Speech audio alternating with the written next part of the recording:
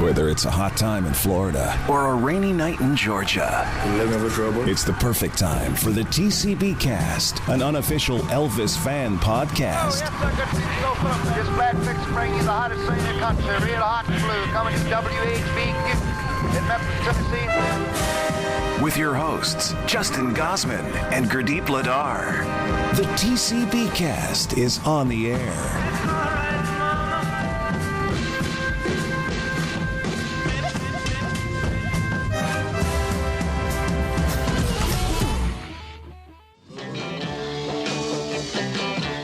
While I was making those silly movies, the Beatles were conquering America. Oh yeah, tell you something, I think you'll understand. One psychiatrist recently said you're nothing but poor Elvis Presley. Oh, it's not true, it's not true. I wanna hold your hand. Now, we got a clip of the Beatles. Now, I always thought they were dissing him, but they really aren't dissing Elvis, are they? No. No, and you know what? It's weird that they didn't even talk about the fact that Elvis and the Beatles met each other. There's no pictures or any documentation, but we know that they did. You would think that they would have added that in there somehow. Well, there are some very low-quality pictures taken when he was walking them out to their car. Yeah, like very low quality. Yeah, but you know what I mean. Yeah. That's thing that they cut out of this movie. Yeah. More behind-the-scenes footage of Charo, Stay Away Joe, Live a Little, Love a Little. Any other film? The King of the Whole Wide World plays behind this clip footage. And that was also cut from the theatrical version, as well as the subsequent scene where he's donating money to charities. Yeah, and then they show that Danny Thomas, the Roosevelt yacht, which, if you read the Grelnick book, that was Colonel's idea about donating it, and then apparently no one wanted it because they wanted cash, and Elvis hated the fact that this became this little kind of humiliating where no one wanted this boat that he bought, and then finally Danny Thomas said, okay, I'll take it, but then he apparently had these choice words too, Danny Thomas, underneath his breath, something about what the hell am I supposed to do with this? So Elvis's Cadillac, they show it goes on tour, which is so bizarre. I don't know. I guess this is the Colonel's idea to send Elvis's Cadillac on tour. But then we get to the footage of Priscilla and Elvis getting married. Love Me Tender's playing in the background, which is nice. And we get fan reaction now. I think this is recreated footage. Yes, it's totally recreated. Yep. Yes. Well, it's wonderful. It's about time he settled down. I hope he'll be happy, because he deserves it. Actually, I'm quite relieved. It's been nothing but Elvis this, Elvis that between me and my girl. I'm tired of hearing it, really. He looks so good. It's hard to believe he's been single all these years. That Priscilla must be some kind of special lady. After the wedding, we flew to Palm Springs for our honeymoon, where Vernon and his wife Dee joined my parents and our friends. They're so funny, especially the guy working on his car. Well, I'm just sitting He's here. so fake. It's so like fake. Your girl, she had a chance. Well, he wasn't even popular at this time. He wasn't like a big deal here. Exactly. It's just so funny. It's not. Yeah, they were not even good actors either. No. And then we get home video footage, and then they have I Got a Thing About You playing in the background. This is probably the first time I heard this song, and I was like, wow, this is a great song. That is a good song. Yeah, and then Lisa Marie is born, more home video. And then they cut to the Elvis fan club of Great Britain. It's like a throwback convention, and they're playing I Need Your Love Tonight.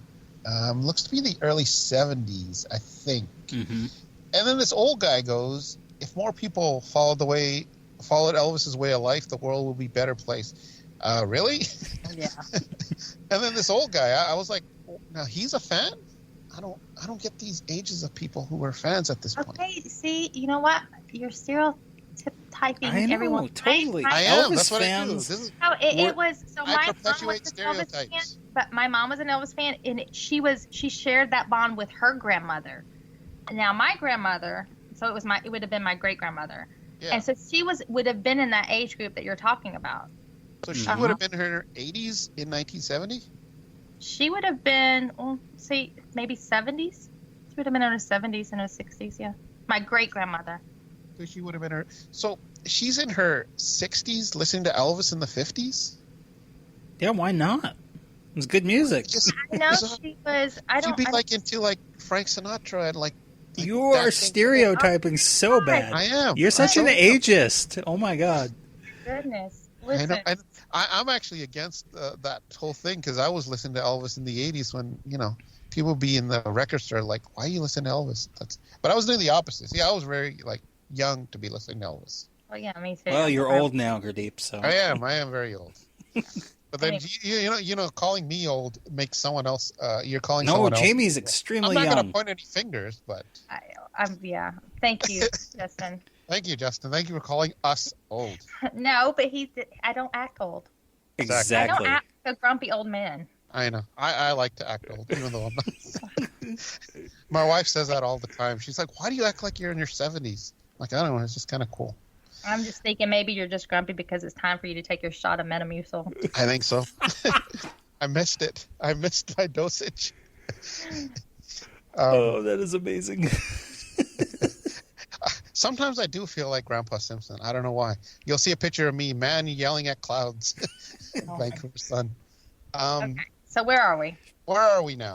68 Special. The scenes. Well, it's supposed to be the 68 Special, but they're showing behind-the-scenes footage of Elvis. That's the way it is. So exactly. Definitely not 68. It is so messed up. They show that that's the way it is, which if you didn't know any better, you would think, oh, but it's so messed up. The order of everything is just so.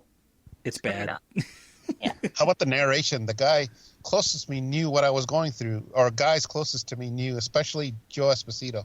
No kidding, he's contributing to the film. Yeah, that was so transparent. Like, oh my goodness. Well, that slapped you across the face. You're like, what the hell? Where'd that come from? Why not show rehearsal footage of the 68 Special instead of That's the Way It Is? Because they had that footage. That would have been really cool. Justin, why would they have not included it? Do you think they not had the rights? No, I don't think it was the rights. I just don't think... I think that they felt that the performance footage was more potent. Because there wasn't really a lot of rehearsal footage, per se. There's a lot of between-the-scenes footage. But there's not actually a lot of the proper rehearsals, preparing stuff like that. Yeah, but this film's not going with the book. They show us the between scenes that people would think it's just behind the scenes. They'll have a narrator say, "And look at me behind the scenes filming this." I mean, they weren't going for authenticity. Yeah, so we do get Trouble Guitar Man, we get Let Yourself Go, we get Blue Suede Shoes, which cuts from the sit down to the stand up show, and then we in the extended version we get If I Can Dream, which is not in the theatrical version at all, and it's the full song of If I Can Dream, which is kind of nice. Which is unfortunate. I don't understand why they wouldn't have had that in the theatrical because it's powerful.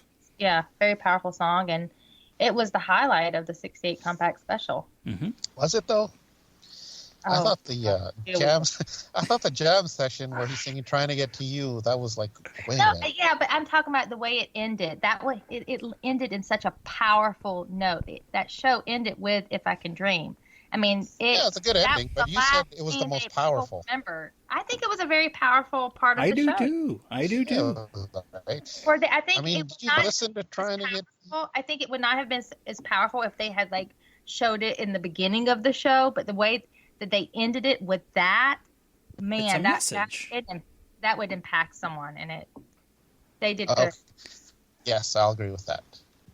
So next is Vegas, but since they didn't at the time have any footage of Elvis in the '69 Vegas engagement, they go back to That's the Way It Is, the behind-the-scenes footage, and these notes that he's reading are pretty funny, from the Pope and Joe Esposito, and I think the Colonel is one of the notes. Yeah. Which wasn't in the actual film. That's the way it is. They never added those. In the 2001 version, though, these are in there.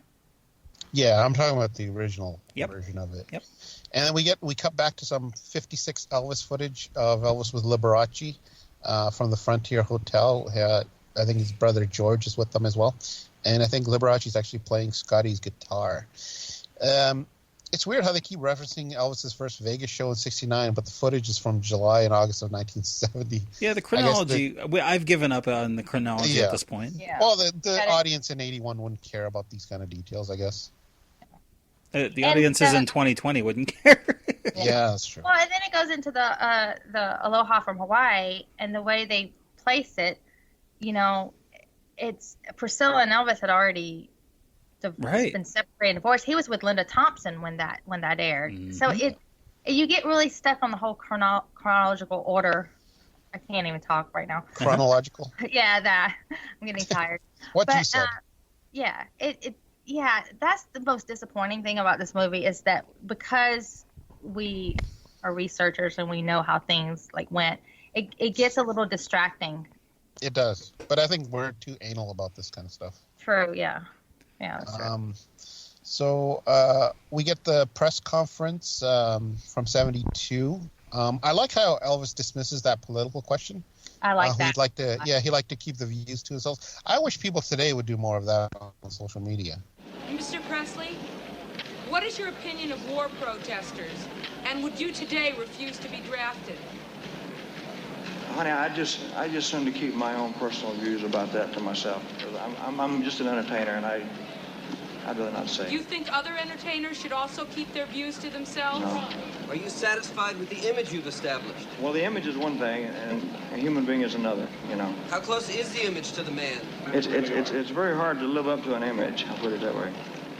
Did we skip over Promised Land? No, I don't think we did yet. Okay.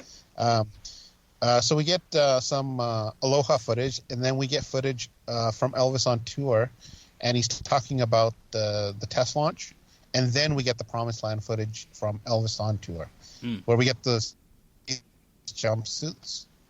And now they added. Now you said they edited that footage of Elvis talking to Jerry Schilling, where he's talking about she can raise the dead, which is Ralph Donner saying it. But the real audio is very dirty different. stuff going on in that footage. So in the extended version, they dub over it and they cut it off early. In the theatrical version, so if you go out and actually watch the version that was released in the in theaters, the joke is intact in Elvis's real voice. You know that girl I was with last night? Good dog. Oh, man, I'm going to tell you. She could have raised the dead, boy. You know a girl I was with last night? Good dog. Oh, man. You gave great head. Hey, Joe, that chick last night gave greatest head I've had. Anyway, and then in the car, which, okay, I'm not going to say what he said about what he was doing when the launch happened, but embarrassing. But for the longest time, I'm talking about when I say the longest time, I'm talking about until like a month ago, I thought that meant something totally different. Oh. But yeah. And I thought that You're cut out, Jaime cool, but apparently I didn't know that was, what it was called back then. But whatever, yeah. So. Yeah. Oh, can you repeat that again? You just cut out. To me, anyway. Oh, I thought that it meant something else when he was talking about when Elvis was talking about the launch, the rocket launch. He said he was busy doing something else. You guys remember I don't know what you guys allow on here. My whole life up until a month ago, thought that he was talking about, I thought he was talking about pooping or something. I didn't realize what he was actually talking about until a month ago when it was. So what happened a month ago? Well, I was repeating that, and someone said, Jaime Kay, that's like back then. It was slang. It was slang for. Yeah. Cunnilingus. Yes, but I didn't know that was ever called that. So. Okay, there we go. Anyway, there you go. A little TMI information about my life. A history of Jaime Kay and what she knows and doesn't know about the human anatomy. And also TMI about Elvis. Yeah. Yeah. So where are we now? Aloha. Yeah, Big so hunk we of get love. that launch. Yeah. Big hunk of luck. So I have to watch this concert again because it's been a while. Even though Elvis looks good, something off about him. Like he looks tired or something. Do you guys get this? That is so interesting that you say that because today I recorded a little bit of the episode for the Jungle Room, and the episode is talking about the Aloha special. Right. And my guest co-host at the time talked about he was not as impressed with his performance. He said he looked great, he looked good, but he felt like they came off. A million-mile stare or something going on. Yeah, that's weird that you say that because now you're the only second person to say that in my life. So that's interesting. I was never one to say that he looked his best at this Aloha show. I always thought he looked okay. Like, he looked better than he did on... Well, maybe not... His face wasn't as puffy on Elvis as on tour, but on tour, he was at least energetic. Here, he just kind of looked like just blah, like tired. I think it was probably... I don't think it was tired. I think it was nerves. I was just about to say the same thing. Yeah, I think he was nervous. He was really nervous, and I think he didn't want to... I think he wanted to stick to a strict script, to keep it as is, almost robotic, because he was nervous. Whereas in his other concerts and engagements, he was very personable. He would cut up on stage. But I think the magnitude of of this concert, he was playing it safe. It was a lot of pressure. Yeah. And then we get that famous cape throw at the end of Canada Falling in Love. Apparently, Bruce Binks, a reporter from the Honolulu Advisor, caught it. And then he sold it to an Elvis collector. And then when that collector passed away, it was donated to Graceland. So you can actually check out that cape. Oh, that's funny, because I thought a doctor had caught it. No, it was Bruce Binks. It was a sports reporter. Okay, interesting. Okay. And Justin, we get a hot time in Florida. It is a rainy night in Georgia. You've been listening to the TCBcast, an unofficial Elvis fan podcast. Right here. This is the clip. This movie was very influential to me and my sisters. We quoted the hell out of this movie. So we get narration, Elvis saying him and Priscilla were going to split. And this is where we get that, if I only had seen what was happening to me, I could have changed it. If only I could have seen what was happening to me, I might have done something about it. My marriage was falling apart. Priscilla and I were hardly ever together, and even when we were, things weren't the same. One day while I was playing Vegas, Priscilla came to tell me she wanted a divorce. At first, I was angry and hurt. It took a long time for me to accept it, but losing her really got to me. After all the years together, we just couldn't make things work out. This is another what? This only adds to people thinking Elvis is alive at this point, because they're like, well, he's clearly talking about his life, and, who knows? Maybe he did narrate this. He could be alive. Always on My Mind. Oh, sorry, someone's going to say something? No, I was laughing. I'm sorry. Okay. Always on My Mind. I love this song. Best version out there. Sorry, Willie Nelson. Elvis is the best version. It is the best version, yeah. We get footage of Elvis on tour, a montage of Elvis and Priscilla, the home movies. And then we get Linda Thompson narrating herself. And then we get the karate footage, Kung Fu Fighting by Carl Douglas. This is great. This is footage from a documentary Elvis was going to make called The New Gladiators.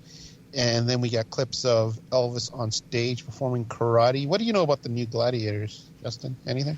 I know that it actually, a lot of the footage that was shot, because Elvis financed this documentary that was going to be about a martial arts tournament and about martial arts in general and how it was becoming popular in the Western world.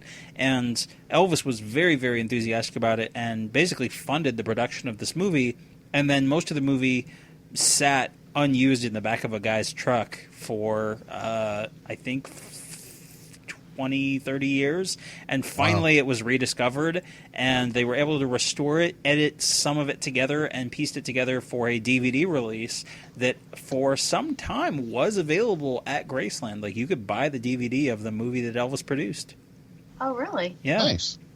So, I don't have it. That's one of the few Elvis-related movies I still need to track down is New Gladiators.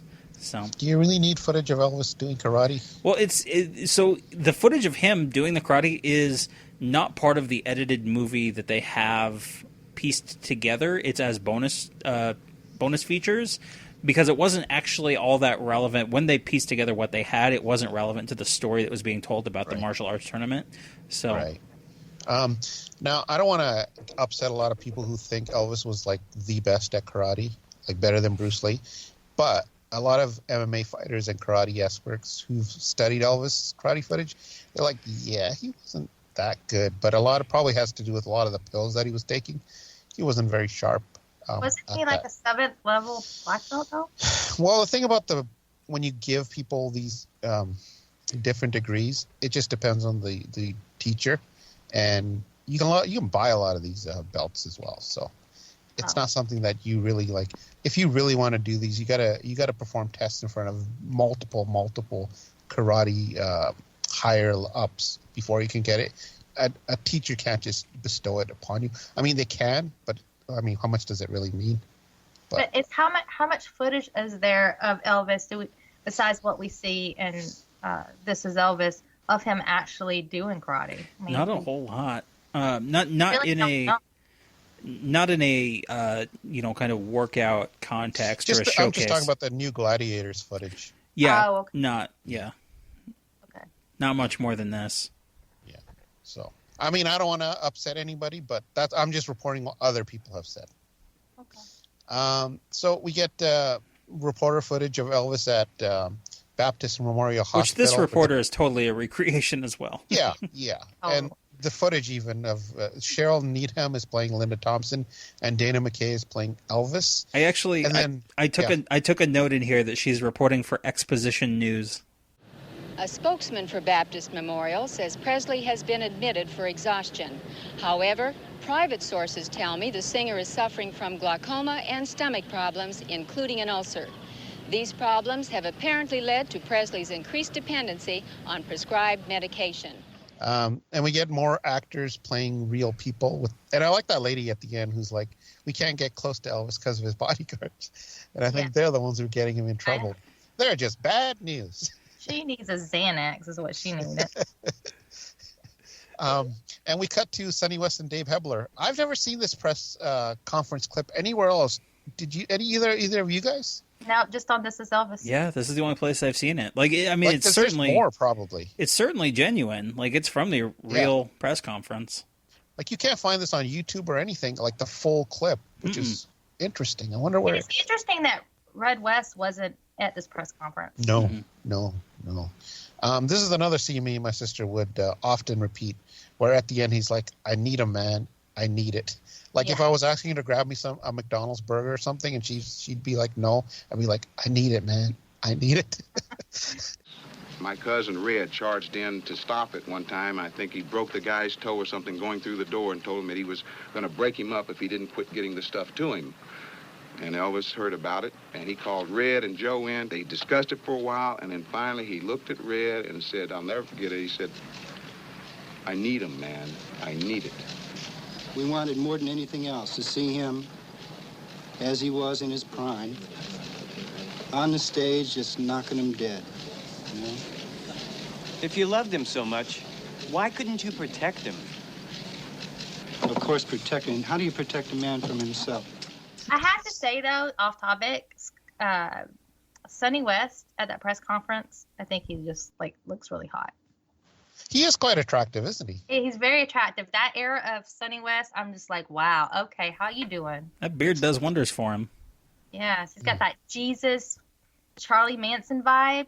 Like, okay.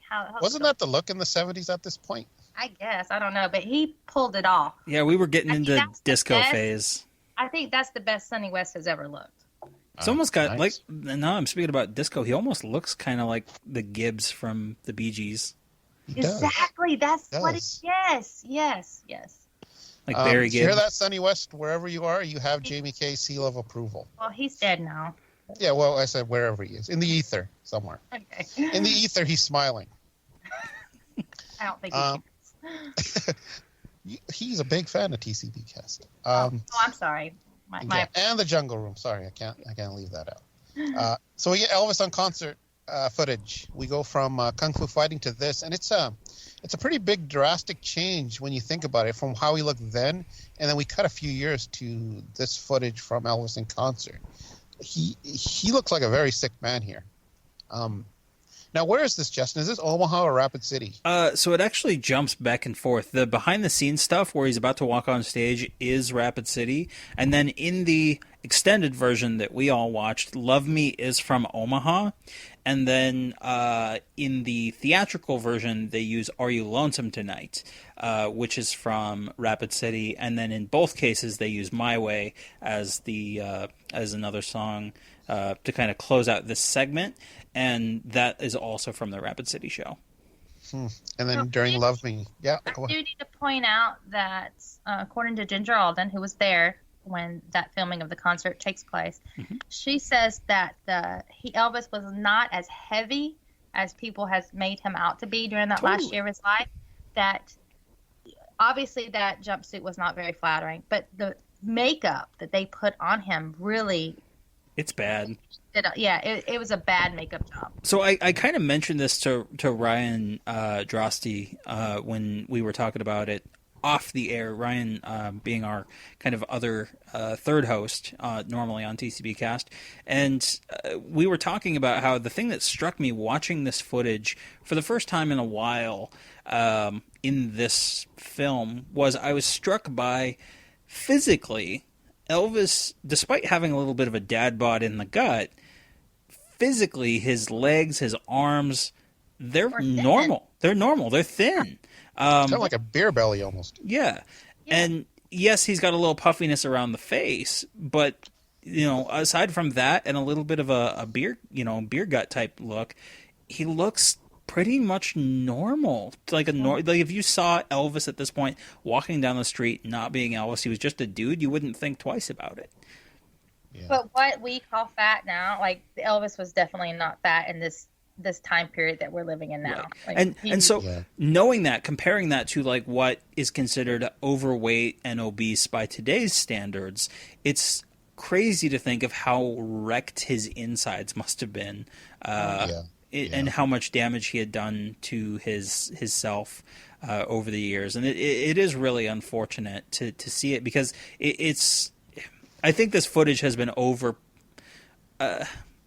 it's been over dramatized how bad it is. And that's the thing that's frustrating is that, yes, he doesn't look good. He does look sick and he's, kind of muffled in his voice. And he's certainly, the makeup is not doing any favors, but it also isn't as bad as people make it out to be. Yeah. Right. I think it's whoever said the outfit has a lot to do with it. Because there's pictures of Elvis in Hawaii with Ginger Alden, I think either around this time.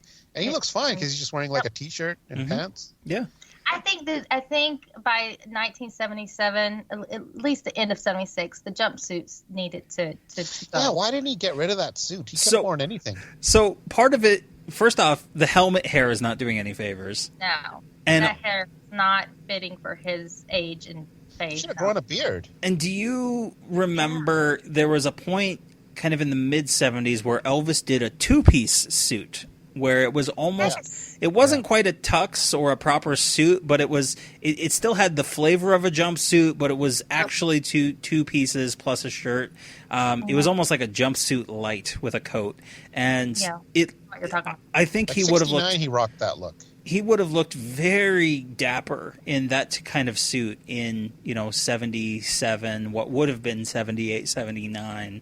I think it would have made a big difference as he became more of the elder statesman sort of musician. Wore a suit, like a three-piece suit. 42 is not that old, but I think what he needed to do, his hair, I'm 43 and I can't wear my hair the way that I wore it at 23. It just, it ages you, when you can't do that. You kind of gotta, your face changes you gotta change with the time. So I don't know what was going, because we talked about it earlier in the show where, 68 comeback and Elvis, this is the way it is. He was adapting. He was moving on with the times. Right. So it's weird that there in 1976, 77, he became so stagnant that he wasn't evolving. And so isolated. Totally agree. Exactly, yeah.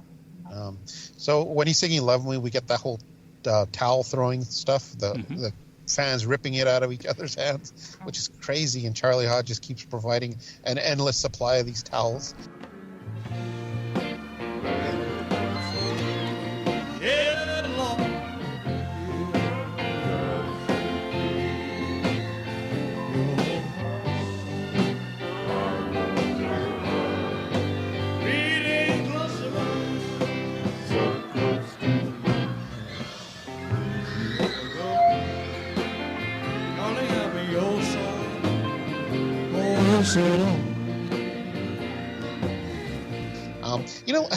I think I told Justin this. I remember there was a Elvis impersonator here, and he was doing the same thing, and these older women were like grabbing for the towels. I'm like, this is not the real Elvis. What do they care about these towels for?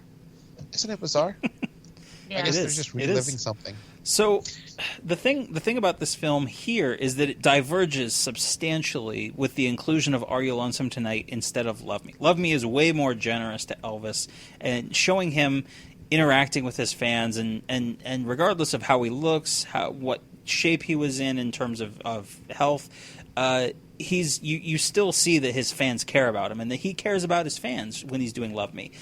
In the theatrical cut, which is the one most people saw, and was the one that is today still out there as the primary film on streaming services, they use Are You Lonesome Tonight, where Elvis, obviously fumbles the lyrics and then jokes about it. But the way that it looks combined with the way it plays out combined with his looks makes people think that that he's totally, yeah. But I'm rather go on hearing your lies than to go on living without you. Now the stage is bare, and I'm standing there without any hair. If you won't come back to me, what the heck with it? Even though we have evidence going back all the way to 1960 of him goofing off with Are You Lonesome Tonight, it just became this bigger thing where I really like that this version of the film exists, but the theatrical version really does not do any. It almost seems like they wanted to portray Elvis as totally off the rails, out of control.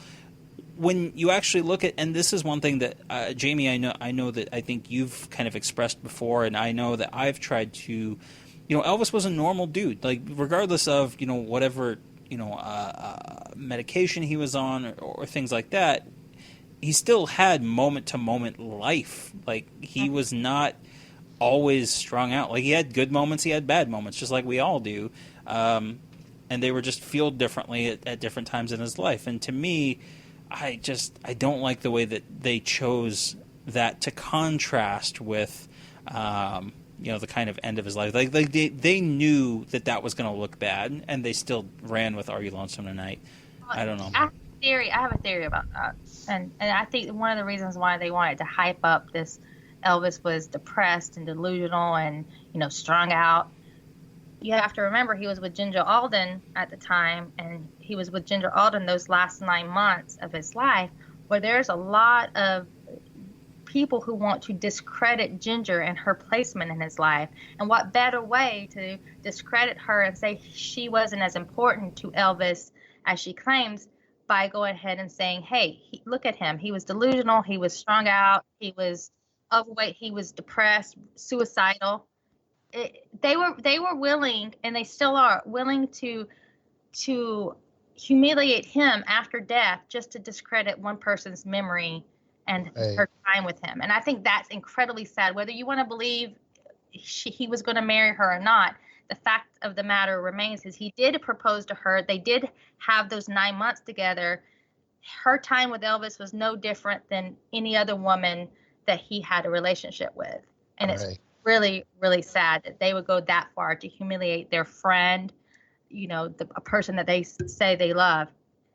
And that's one of the things in the Elvis story that really makes me mad, because as someone who is very loyal to my friends and my family, I could not ever write in a book or go publicly and talk about humiliating things about my friends. Don't a lot of those Memphis Mafia members say that if Linda Thompson was still with Elvis, he would have lived? Which is kind of a horrible thing to say. And also, what does that say about you? You guys were the ones there with him 24/7, according to you.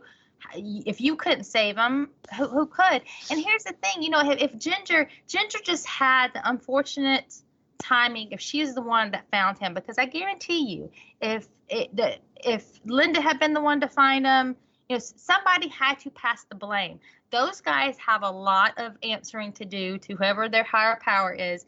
They have a responsibility to the fact that, they did not do everything that they could either, because, hey, Elvis was signing the paycheck. Let's be real. And you can't make anyone change. If they couldn't help Elvis, if they said they did all this stuff for him, how did they expect this 20-year-old girl who they were still in the honeymoon stage? They were only together 9 months. This is best summed up by that question Dave Hebler got during that press conference where they're like, if you loved him so much, why couldn't you save him? And he goes, how do you save a man from himself? But they expected Ginger to save Exactly.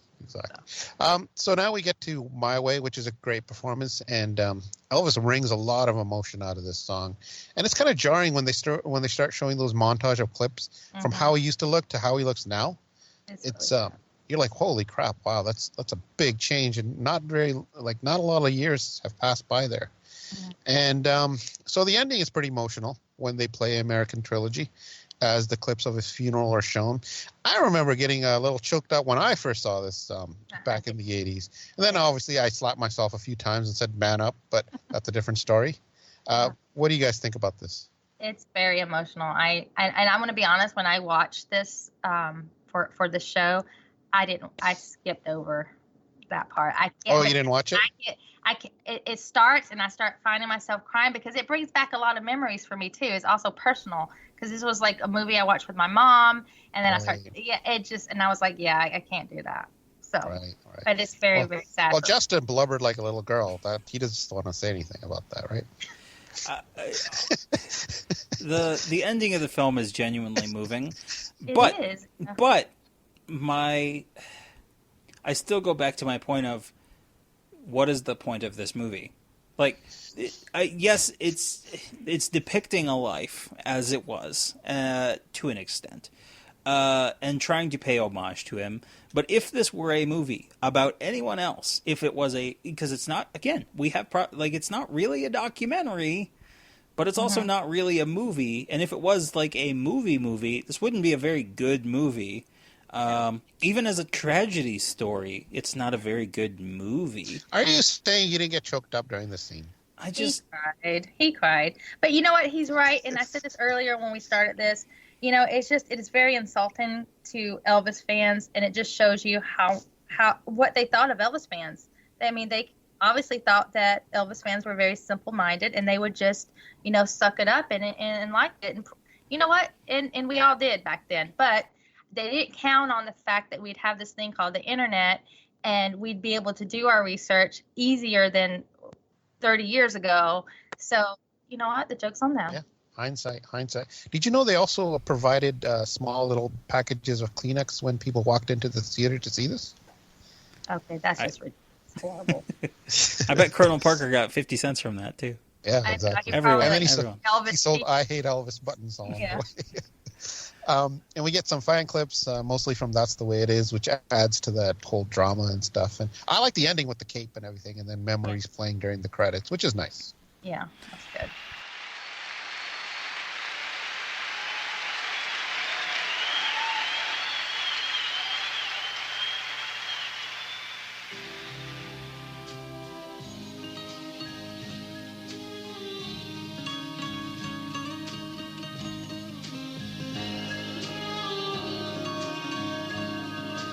Memories press between the pages of my mind.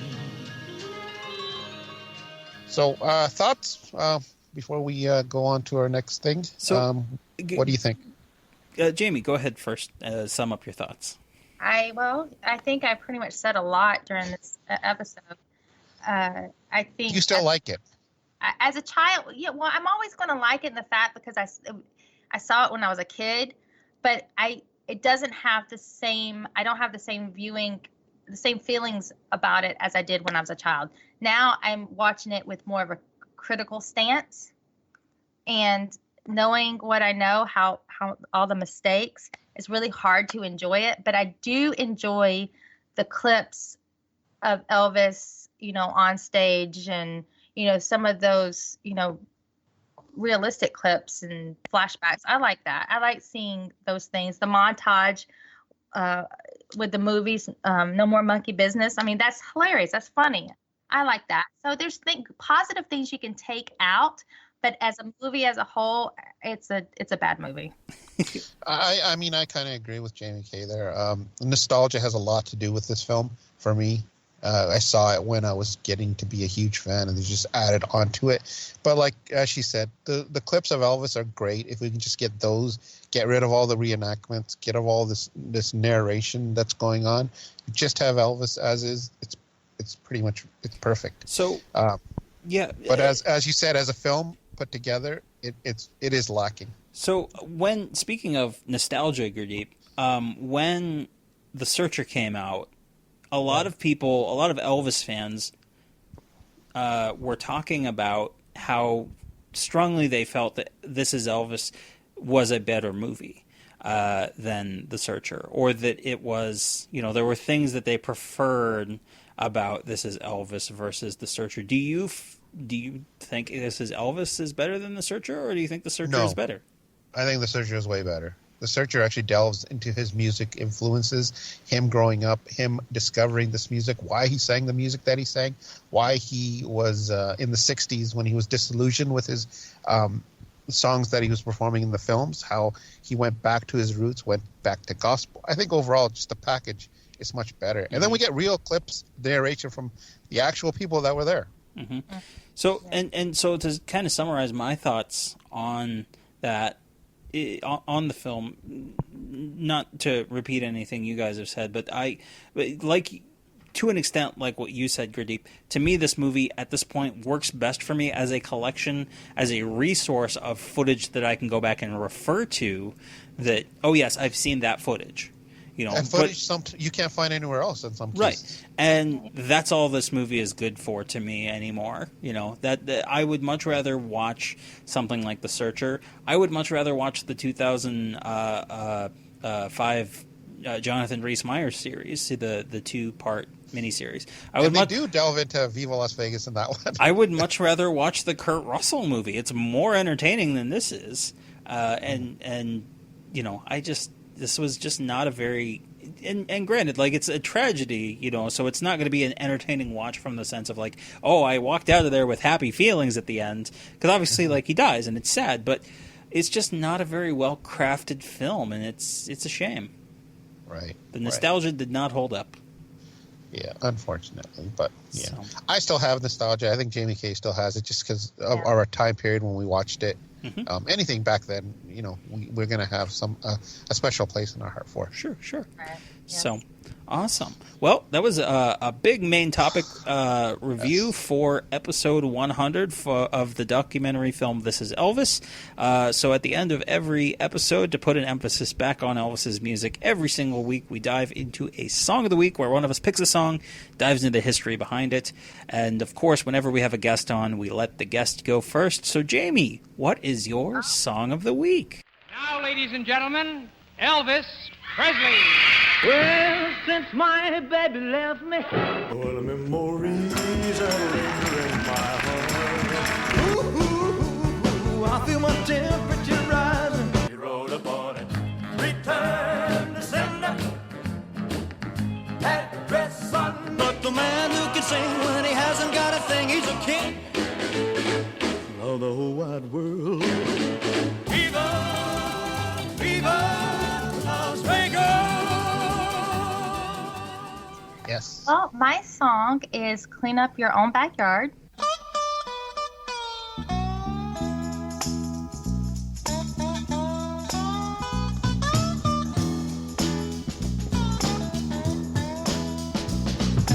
Back porch preacher preaching at me, acting like he wrote the golden rule, shaking his fist and speeching at me. It is written by Mac Davis and Billy Strange. It was published by Gladys Music. Now, it was released as a 7th single in 1969 with The Fair Is Moving On the B-side, but it's not featured on any studio album. The single was released in the UK, Canada, Australia, Germany, New Zealand, and India. It did reach the number 35 it reached the number 35 on the Billboard Hot 100 list. It was number 21 on the UK singles chart, and it's from the movie The Trouble with Girls. Which is, we did an episode where we talked about some of our favorite movie musical sequences from Elvis's movies. That was one of my favorite scenes. He gushed all over it. Love that scene. Kind of embarrassing. And we're talking about, things being correct. The movie The Trouble with Girls, it's set in the 1920s era. But if you listen to this song, some of the terms were not even coined in the 1920s. Right. Like armchair quarterbacks. That's about a television sports broadcaster. And, of course, that's not... We weren't going for authenticity. Yes, but that song, Clean Up Your Own Backyard, it is one of my favorites. And I think people should listen to this song, especially in the world right now that we live in. Mm-hmm. I think everyone should follow that advice. Clean up your own backyard. Oh, don't you hand me none of your line.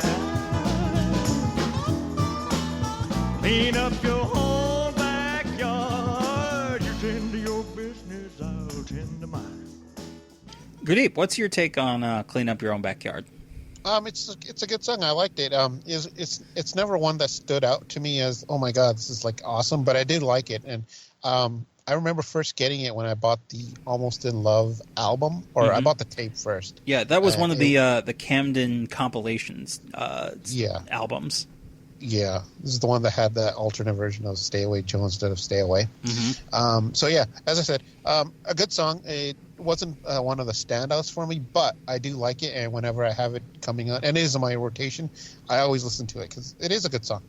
Definitely. So for me, where I actually first heard it was not the original version on Almost in Love or in the movie. I first heard it on the Guitar Man album from 1980, where it was reworked and overdubbed as sort of an urban cowboy arrangement. It's got these very heavy guitars, sort of fake sounding drums. I liked it back in the day, but I've sort of drifted away from that once I found the original version of it. I do like this. It's got like a really jangly acoustic guitar though, so I do kind of like that, and the electric guitar is nice on that version. Drugstore cowboy criticizing, acting like he's better than you and me, standing on the sidewalk supervising, telling everybody how they ought to be. Come closing time most every night, he locks up tight and out go the lights, and he looks out of sight and he cheats on his wife with his employee. This song is calling for a remix, I think. Spankcock really needs to get on this. So that's the thing that I really wanted to talk about, is this song is maybe the closest thing to a hip-hop song Elvis ever did. Yes. You're right.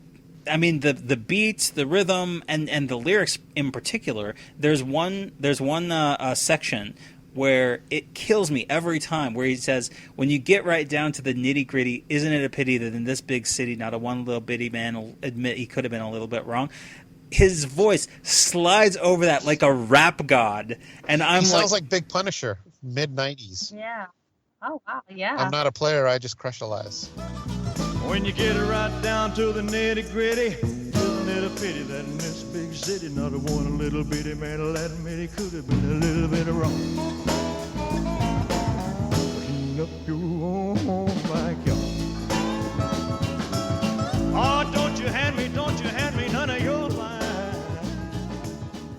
I mean, the way, again, it's like the closest thing to a proper hip-hop / rap song that Elvis ever got to. I mean, kind of U.S. mail, but not that smooth and soulful. And it was the influence of Mac Davis as a songwriter, who did A Little Less Conversation, which is a wonderful song as well, and very timeless. And it obviously, like with A Little Less Conversation, it was remixed in the early 2000s and was... became massively popular, and I think this one could definitely do with a remix. Yes. aren't actually any outtakes, I don't think, of this, other than the undubbed version, which is on the last movie's FTD, and that's also the one used in the movies. Because on the album, you get the horn section and the backing vocals, whereas in the movie, it's just Elvis and the band, and same on the undubbed version. But I absolutely adore this. I did find, Jamie, there was a cover, only one cover that I was able to find by a dude by the name of O.C. Smith. And he was an African-American soul artist. And it was released very shortly after Elvis's. And he's got this very, very oozy, cool, smooth vocal, very soulful, and great electric guitar throughout. But he actually doesn't deliver it as well as Elvis does, which is crazy. Like that, especially that part that's almost a rap, he actually enunciates it a little more than Elvis does. Like Elvis just, he slides into that southern accent and just kills it. Oh, I love this song. But when you get right down to the real nitty-gritty, isn't it a pity that in this big city not one little bitty man will admit he could have been a little bit wrong. Whoa, so clean up your own backyard. Don't you hand me none of your lines. Oh, clean up your own backyard. Listen, you tend to your business and I'll tend to mine. Whoa. This is a great pick, Jamie. You giddy. You made him giddy, Jaime Kay. Made him giddy. Oh, great pick, Jamie. All right. Okay, Excellent. next. Good evening. Yeah. Justin, you want me to go? Yeah, go for it. Okay, my pet song of the week is As Long As I Have You from the film King Creole. Oh, good song. Let the stars fade and fall, and I won't care at all, as long as I have you.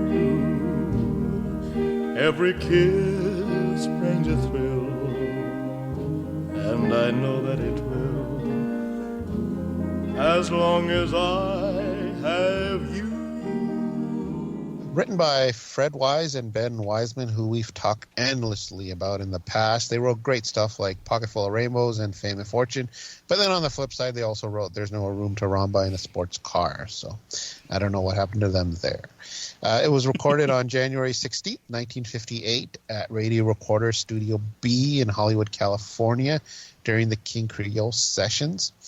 I think this is a very nice, underrated ballad by Elvis. He brings a lot of emotion to the song, and it was a great ending to the film. You can hear some maturity in his voice compared to previous years, and you could tell he was progressing to what he would get to in the early '60s. It's kind of a precursor to those poppy love songs of '59, more on the poppy side. We discussed this on our Billboard episode of 1960, how music was going toward that before that period. Picks up a little toward the end. He's almost got this Dean Martinish. He gets Dean Martinish with his delivery toward the end, and also the Jordaners are great as usual. Another thing I noticed was the musical accompaniment. It almost sounds like a lullaby. I mean, I could sleep to this track. Very peaceful and serene. I just need my favorite blanket and maybe a pacifier, and I'm good to go. I probably first heard this song when I saw the film in the 80s, and then subsequently I bought the cassette tape of the soundtrack. Jaime Kay, what do you think about this song? I love that song. That's actually a really good pick, and I think you're right about it being almost a lullaby. I never had that thought, but now that you mention it, I can totally see that. Yes. I mean, you even listen yourself to sleep. It's very soothing. Yeah, almost. And you listen to even the lyrics, let the stars fade and fall, and I won't care at all as long as I have you. I mean, those are ripe for the imagination to wander to sort of nighttime imagery, and just warm and fuzzy, and it's a good one, it's really too. Good. So they did 10 takes, with 10 being the master. Unfortunately, we don't have any of the other takes. They also recorded a movie version with only a piano accompaniment, but that wasn't used in the film. They did another 8 takes of these with 2 masters, a short version and then a longer version. Only the masters of these have been released. The short version is take 4, and it's pretty much similar to the studio version, but you get to hear Elvis's voice more since we only have the piano behind him. Mm-hmm. Let's think of the future, forget the past. You're not my first love, but you're my last. Take the love that I bring, then I'll have everything, as long as I have you. And Elvis talks about Thorne Nagar, who's the engineer, not looking up at the beginning at him. And 8 Take is pretty much the same except longer, and Elvis mimics that deep ending of the song with his voice before the take starts. So the song was first released on the King Creole EP Volume 1 in July of 58, and then later released on the full King Creole LP soundtrack in September of 58. As I said, you can also check out Elvis perform the song in the film at the end. Danny singing the song, and towards the end, his dad walks in and he finally hears him sing while Mimi and Nellie are crying. Really good emotional ending to this film. And I like Elvis's acting here, where he kind of sees his dad walking in, and then he picks up his performance a bit when he confirms that it is him, and he's ecstatic. Really good. Like, this is a good film. Always one of my favorites. And the song was also one of the songs that Spankock remixed in 2017 on his Elvis vs. Spankock Regeneration. Take the love that I bring, then I'll have everything, as long as I have you. Let's think of the future, forget the past. You're not my first love, you're my last. Let's think of the future, forget the past. You're not my first love. For this one, he looks like he took that movie version with just that piano accompaniment, and he mixed that. He pretty much turned the ballad into an up-tempo song that you kind of dance to. He adds drums, electric keyboard effects, and I have to admit, I kind of like it. People are probably yelling at me for this, but I don't know. I kind of dig it. Elvis's vocals seem to have been sped up. Did either of you hear this version? It's been a while since I've heard it, but I remember not being super impressed with it because there was too much alterations, and also it's not a song that lends itself well to a remix treatment. Yeah, I don't know. Something about it. I just kind of liked it. Jaime Kay, have you heard this? I don't think so, no. Maybe check it out. It's on Spotify. Okay, Spotify, I will. Yeah, and then 1961, the Johnny Mann Singers recorded a version of As Long As I Have You. The Johnny Mann Singers were a backup group similar to the Jordanaires and had backed up people like Eddie Cochran, Johnny Burnett, and the Crickets on various songs. Their version is pretty similar tonally to Elvis's, except, of course, it's a group of singers singing in harmony. Not bad.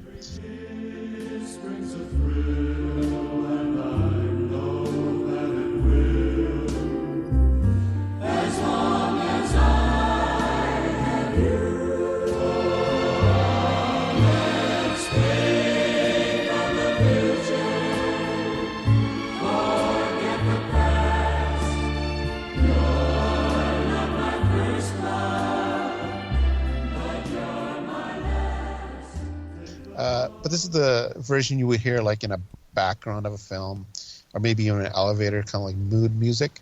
But it's okay, not bad. And lastly, Peter and Gordon, who were a British pop duo, recorded a version in 1966. Their big hit was A World Without Love, which you must have heard of before. Once you hear it, you'll know it. It was actually written by Paul McCartney, but Lennon didn't think it was good enough for the Beatles, which I totally disagree with, because I think the song is great when you hear it. A World Without Love, it's really, really good. Please lock me away and don't allow the day here inside where I hide with my loneliness. I don't care what they say, I won't stay in a world without love. Anyway, their version of As Long As I Have You is great. The guitar accompaniment is excellent, and Peter Asher's voice is really good on this song. Same pace and tone as Elvis's, but he kind of makes it his own. I would like, I never heard this, but I would totally add this to my rotation of songs. Take the love that I bring, and I'll have everything, as long as I have you.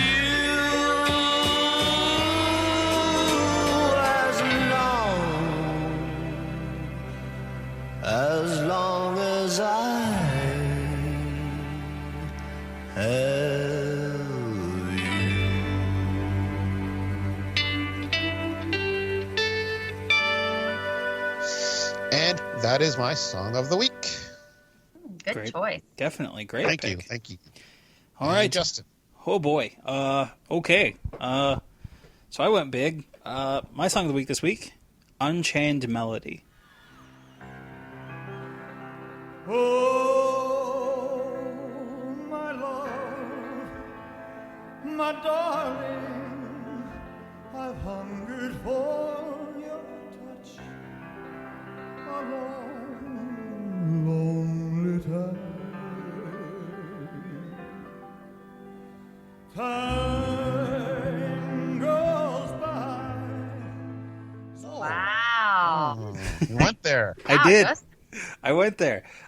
Written by... Is it because of Elvis in concert that we just saw? That is absolutely the reason why I picked it, because it was at the top of my head, and I didn't want to get out of talking about the footage in This Is Elvis without talking about the other... That was in the great performances, too. Right, and which was produced by Andrew Solt, who was one of the directors of This Is Elvis. So I'm going to wonder whether you like his version or the Righteous Brothers. Let's listen and find out. Okay, so written by Alex North and Hy Zaret. Alex North was a film composer most notable for movie scores in the 40s and 50s, including Cleopatra, Streetcar Named Desire, Death of a Salesman, Who's Afraid of Virginia Woolf, and the 1956 film The Rainmaker, which was a movie that Elvis actually auditioned for with Hal Wallace. And you can actually find pictures from the audition. The film doesn't exist anymore of that audition. Or does it? Other than the Blue Suede Shoes music audition, which does exist. But the Rainmaker was another score that Alex North composed for. But the one that that led to the song Unchained Melody was actually called Unchained. And that's where the song got its name, because it's essentially the theme from the movie Unchained, which is melody from Unchained. Unchained Melody is one of the most recorded songs of the 20th century. In the original film version of the movie Unchained, I actually tracked this down and watched. It appears multiple times throughout the movie as a melody, as part of the score that Alex North composed, and it acts as a romantic theme between the main character who's in prison and his wife, and it's about longing to get out and plan to be with her and with his family and to move on with his life, and he keeps trying to figure out a way to get out of prison. And it eventually appears in full form at the near the end of the movie, after Steve meets with the prison board, and it doesn't go the way... The main character's name is Steve, by the way, but it doesn't quite go the way that he wanted it to, and so while he's reflecting on how he might not get out, it's being sung by one of the prisoners as the other prisoners in the jail are basically looking and listening on. It's a very moving moment. If you imagine the scene from Jailhouse Rock where Elvis is singing Young and Beautiful, it's very, very similar to that, or same with Mickey Shaughnessy in Jailhouse Rock doing One More Day. Dun, dun, dun. It's totally similar to that, but much more poignant. Sung by Todd Duncan, who was an African-American opera singer, and so it has this sort of very broad vocal style, even though he's just kind of laying there playing a prisoner. Wonderful, wonderful, sweet performance, and very, very touching in the film. Time goes by so slowly, and time can do so much. Are you still mine? I need your love. I need your love. Godspeed your love. And then there were actually 3 commercial versions that came out very, very quickly in early 1955 after the film came out, because the film itself was not all that popular, but the song quickly became the most notable thing about it. Was nominated for an Oscar, and Les Baxter was the first person to record it with his kind of band group. He was much more of an instrumental, easy listening artist, and his version came out in February 1955, and his version of it is mostly instrumental, although about a minute and a half in, you do get some of the lyrics very gently performed by a chorus. I actually really like this version. It's definitely like 50s easy listening, so if that's not your thing, you might not like it. But I like it well enough. But it doesn't really gel to a particular performance, partly because the lyrics don't come in until much later.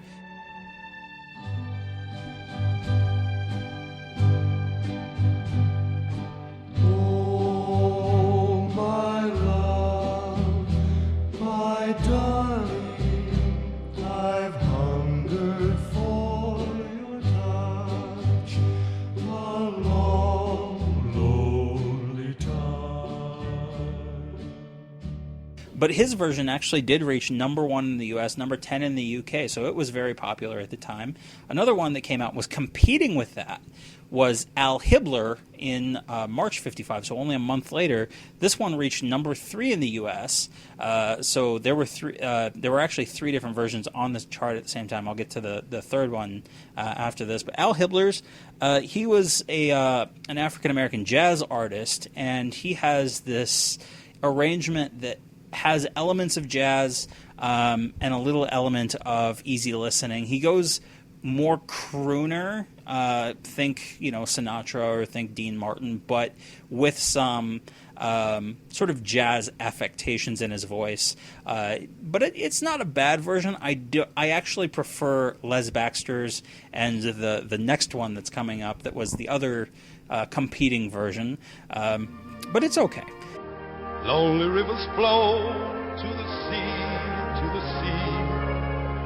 to the open arms of the sea. Lonely rivers sigh, wait for me, wait for me. I'll be coming home, wait for me. And then the third kind of major one right off the bat was Roy Hamilton. There we go. In March 1955, reached number 1 on the R&B chart and number 6 on the pop charts. Oh, my love, my darling, I've hungered for your touch a long, lonely time. Time goes by so slowly. So again, there were 3 competing versions of the same song at the same time. That's it? That's all you're going to give your boy? A few lines? So here's the thing. Here's the thing about Roy's version. This is why. So I'm going to skip ahead a little bit. Righteous Brothers did it later on. Bobby Hatfield's doing the lead vocals. I'm sure all of us have heard the Righteous Brothers version of Unchained Melody. Nah, I never heard it. Nah, I figured Gurdip had never heard it. I just seen Ghost. I never heard the performance.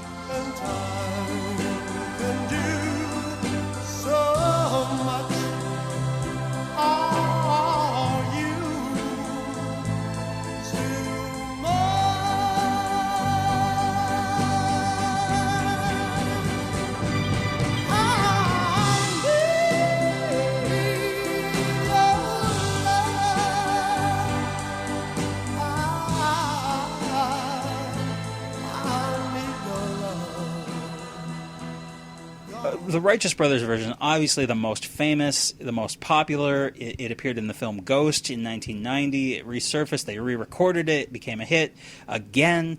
It was a number. It's great to make pottery too. Yes. So what's wonderful about the Righteous Brothers version is that they put a beat to it. Like they put it in the tradition of doo-wop. Like what? Doo-wop. What? It's in the tradition of doo-wop. It's your very. They took the sort of 50s style ballad and like the rock and roll ballad and put elements of that into this song that had previously been more of a pop jazz song. And And then, of course, Bobby Hatfield's vocals are so soulful, and he's just doing these vocal gymnastics all over the place. I mean, it's a brilliant, timeless recording. There's just enough rock and roll in there to make it a timeless recording. And when he goes up into his falsetto range near the end of the song, I mean, it's this outpouring of emotion. Love the Righteous Brothers version. Roy Hamilton's version, though, is actually the first one to do a similar thing and lay a beat down behind the song. It gives it soul, it gives it warmth, it structures it more as a proper pop song. And the strings on Roy's version very nicely complement his voice. It doesn't have any overbearing backing vocals like the other versions. It's just this big, booming voice out front, and I love Roy's version. Are you still mine? I need your love. I need your love.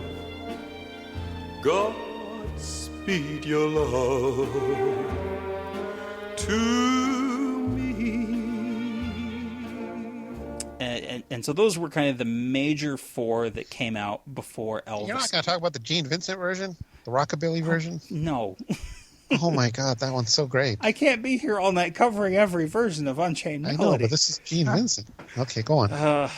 So Elvis eventually got to it in 1976 for the first time, almost at the end of the year. He first performed it live. We know that he performed it on December 27th, 1976 at the show in Wichita, Kansas. However, we don't have a recording of it. What we do have is a recording of the following night in Dallas, Texas, where he says, "We only just started playing this song last night," and then has pianist David Briggs start playing the song in the key of C. He's out of breath, but he's doing more vocally with the melody in this version than he does later on. So he's feeling the song out still, and he's doing this wonderful, almost semi-operatic version of it. Very, very influenced by Roy's version in terms of vocal delivery. The arrangement has almost nothing in common with it. Are you still mine? I need your love. I need your love. God speed your love to me.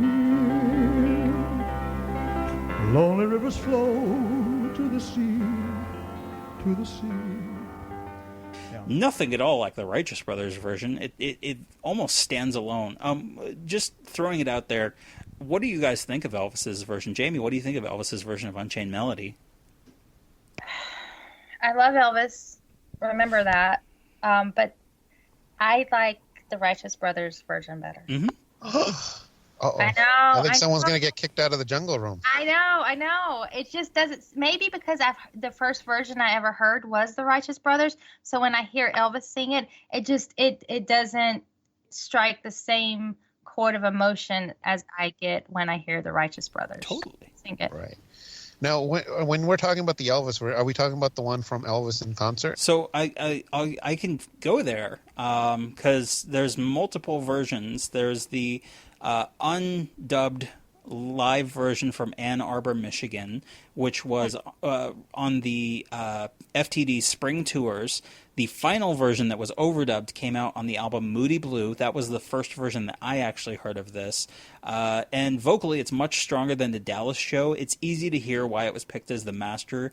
I actually do prefer, on this version specifically, not the Rapid City version, but on the Ann Arbor version, I actually prefer it with the overdubs and all the sound effects that Felton Jarvis added, all the chimes and all of the backing band. He really did actually get it to where it sounded like a proper recording.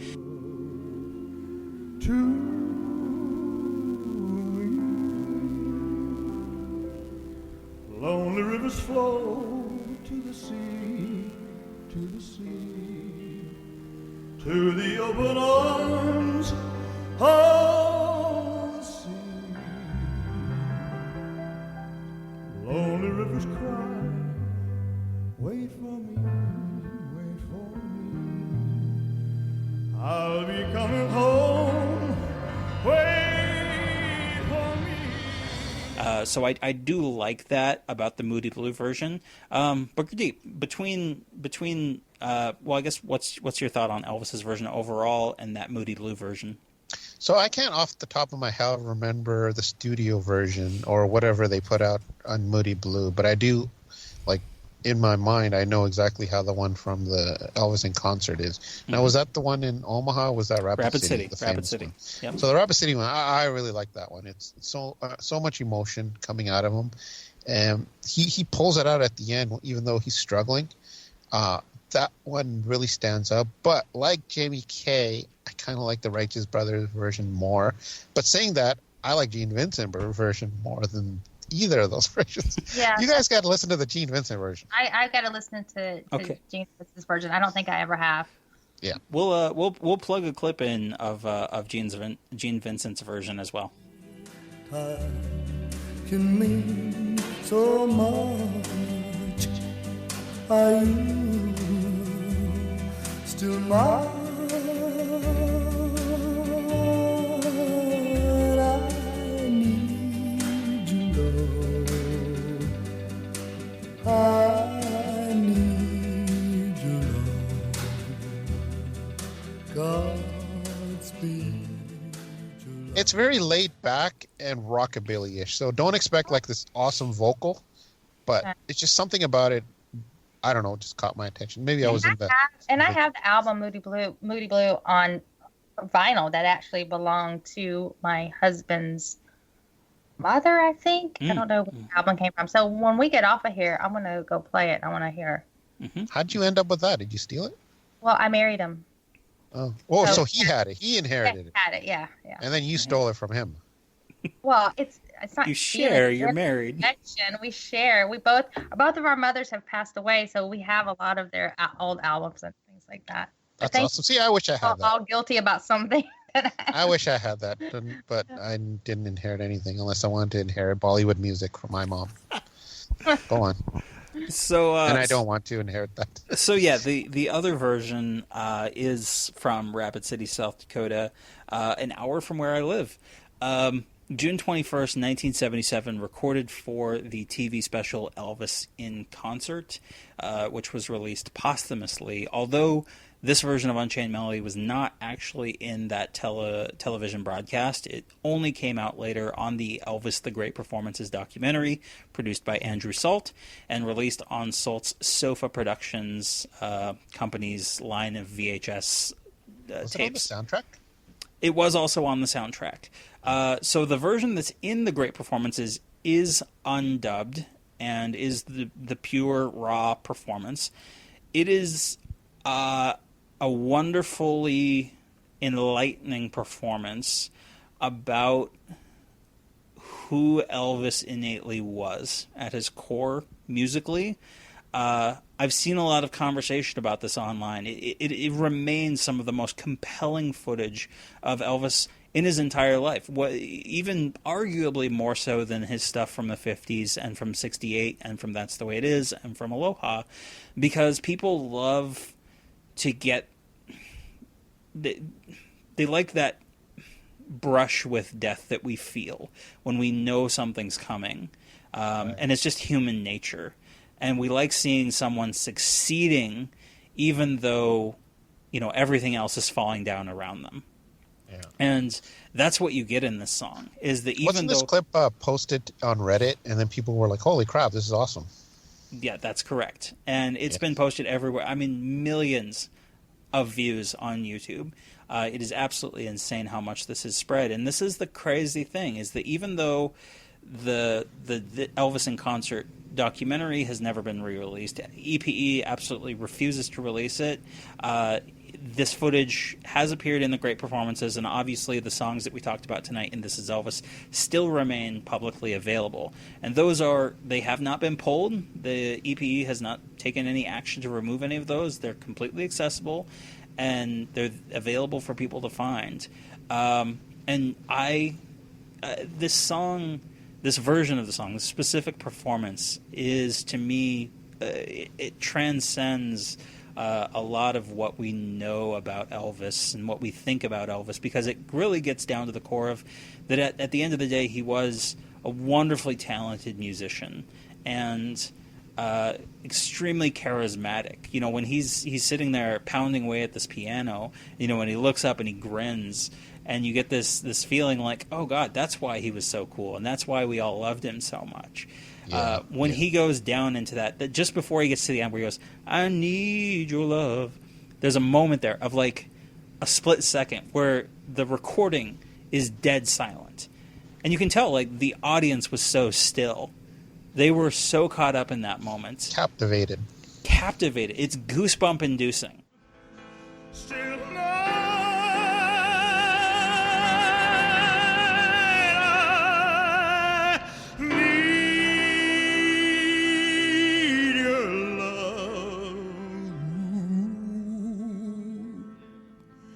I need your love.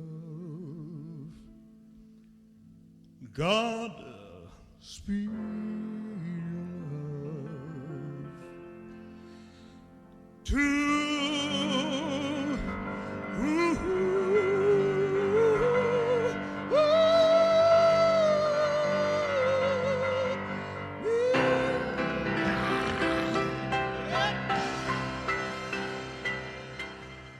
The audience is totally enraptured, whether that's admiration, whether it's love, whether it's pity, whether it's astonishment, whatever that is, it's all things Elvis was, and I love that moment in that performance. Unfortunately, it was overdubbed by Felton Jarvis and released on a single in 1978, backed with Softly As I Leave You, and it kind of butchered that performance because they had to set it to a beat, and it just... So for most people, the Rapid City version, they would have heard through that single. It reached number 6 on the country chart. It was a minor hit for Elvis at the time, posthumously. But I would argue that after his death and much further down the road, after it came out on Great Performances and has come online where everyone can see it, it's become a defining moment in his career. And to me, that has so little to do with what version I prefer, because like you, I like the Righteous Brothers version better as well. I would much rather listen to the Righteous Brothers version any day. I don't think it's so weird to be on the Elvis, music podcast, and we're talking about, the Righteous Brothers version is objectively better. I think everybody's in agreement on that. But that performance is so special for us Elvis fans and for people who are curious about who and what Elvis was. He's so vulnerable in that moment that I think it's an important thing. And I'm glad that it's been made available. And regardless of whatever I feel about Andrew Solt's film and anything else, the fact that he was able to convince EPE to make it available and to have it still be available to people, I think is a wonderful thing. Because even in those darkest moments in his life, you still had glimmers of that kid inside that we saw at the end of the documentary where they're flashing back through his life. You still get flashes of that, and that comes out here. And definitely he was influenced by Gurdip. Who was he influenced by? Roy Hamilton? Yes, Roy Hamilton. Of all the songs that Elvis recorded in his life, the one that has the most bearing, the most... I see what you did there, making me point out Roy Hamilton. I know. I kind of zoned out for a little bit. But when I did as well. I was like, I would have just said Roy Hamilton. Like, I've learned to just answer with that if you don't know what's going on. But that's the thing for me, is that I think it's a very important performance. I think Righteous Brothers is better overall in terms of listening, and I think we're all in agreement there. But that's the power of this moment in this performance is why I picked it as my song of the week. It's the emotion. It's what he does. He brings to songs. It's not that emotion that he pulls you in. And it does show you with him, what a great actor he is. But he has a way of like making you feel the song when he sings it. Yeah, and totally. The song he does, he really he puts himself there. He's not just relaying the words. He's actually feeling it. Yeah, he did that with My Way. Like when Frank Sinatra sings it, he just sings it. When Elvis sings it, it's like you feel that he meant those words. Yes, Elvis's version of My Way is way better than Frank Sinatra, and I love Frank Sinatra. Oh, you're gonna piss off all these Frank Sinatra fans. I mean, so like that's the thing with it. I need your love, Godspeed your love to me. Elvis needs that love in that moment. You know, that's totally it. Yeah, he meant that shit. Totally. Like if we ended it here, never did a podcast again. The whole summary of TCBcast was Elvis meant that shit, man. That's why we love him. That should be you guys' new motto right there. I know. That's how we should end the show. TCBcast. Elvis meant that shit. There we go. Get rid of Hot Time in Florida. We got a new catchphrase. Your new motto for 2020. There you go. All right. Well, that was Excellent my song of the week. Excellent. All right, Jaime Kay, how can all these listeners hear you further? Your stories, your insights about Elvis. Where can they find you? So they can go to our website, jungleroompodcast.com, and from there you can subscribe. You can hear our podcast on iTunes, Spotify, Google Play, radio.com, Cashbox. You can also hear our episodes now on YouTube. Our YouTube channel is The Jungle Room. So there's many ways to find us. You can also look us up on Facebook. Our Facebook page is The Jungle Room Podcast. And who are they? Go ahead. And who are they sponsored by, Gurdip? Pizza Man from Eagle River or something. There you go. And Jaime Kay, what are you doing this summer? That's very, very fun. So this summer, I will be in Memphis, Tennessee. As I said earlier, I will long distance information. Yeah, I will be I will be going to Memphis. I will, for the first time, I will see Graceland. I plan on visiting Elvis Con. But on August 12th, I will be at the Hugh Hotel with Ginger Alden and the event called An Evening with Ginger Alden. It's being presented by Sarah Madison and Norm Brewer from 615 Entertainment, and it's sponsored by Elvis Matters. Not Pizza Man? Not Pizza Man, no. Not in the budget, I don't think. So this isn't my production. I'm asked to host the interview segment. So have you done something like that before? Not with Ginger, not in the Elvis world, no. Oh, but you have done something similar in the past. Oh yeah, I've done different types of events and things like that, but not of this magnitude. No. Wow. Are you nervous? A little bit. Yet. I mean, it's January. Talk to me on August 11th. Okay.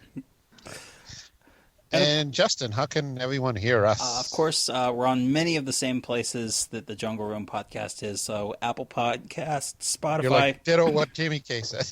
Pretty much. Wherever you can find her, you can find us. So if you want to shoot us any feedback, tcbcast@gmail.com. We're on Facebook. We're on Twitter. Oh, my God. My throat is getting dry. I just do it and out for like an hour ago. Okay. So yeah, that's episode 100 of TCBcast. It has been a wonderful time. Jaime Kay, thank you. Thank you so much. You're such a trooper. Thank you guys again for having me, and congratulations on 100 episodes.